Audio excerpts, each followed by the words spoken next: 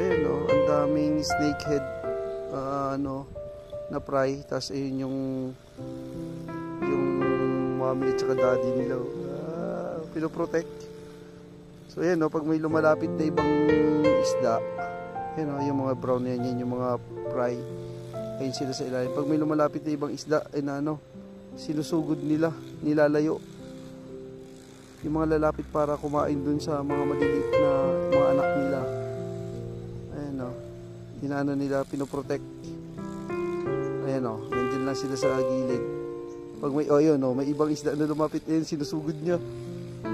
Sinusugod nung, ayun, tapos balik na naman siya ulit. Ayan na naman.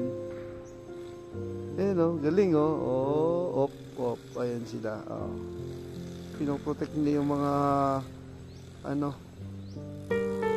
baby snakehead.